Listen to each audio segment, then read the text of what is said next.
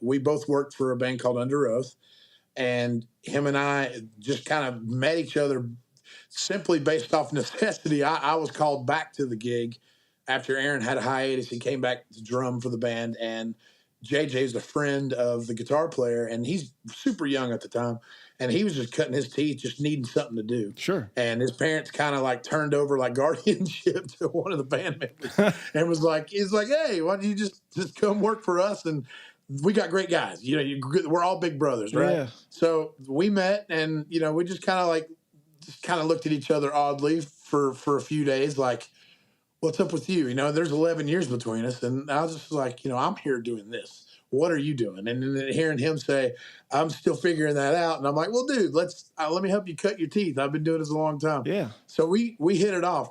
The main reason we hit it off is because our first stop after pre-production was Dallas, Texas, playing South by So What. We pulled into a hotel parking lot, had like 2 days off, and then we're going to play our show at South by So What.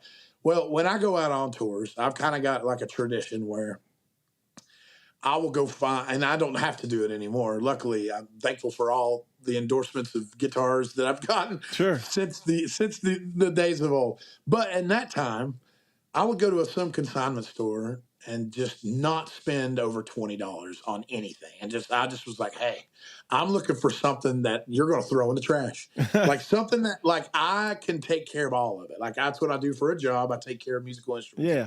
All I need is I just need it to be present.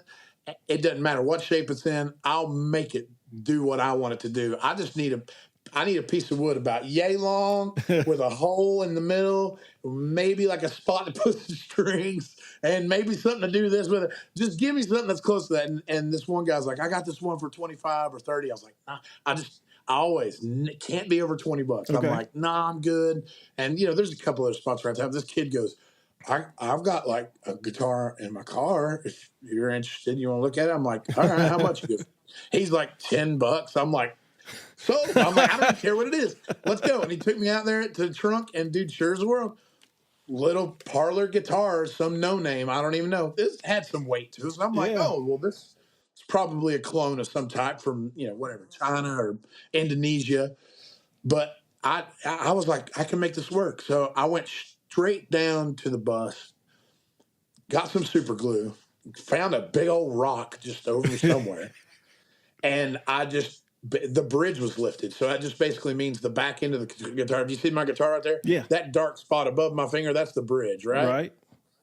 Well, that had completely lifted off the top of it and was just dangling with the strings. And I'm like, okay, well, I've got strings. Yay.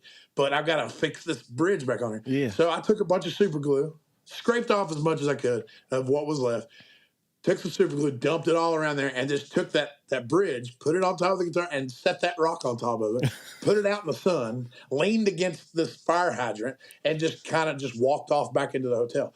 Well, unbeknownst to me, JJ is literally sitting in the window of the bus overlooking everything that I've been doing for like an hour and a half. And he's just up there going, what is this guy doing? Like, what in the world is this person? And I did not know. So, sure as the world, later on, I came back.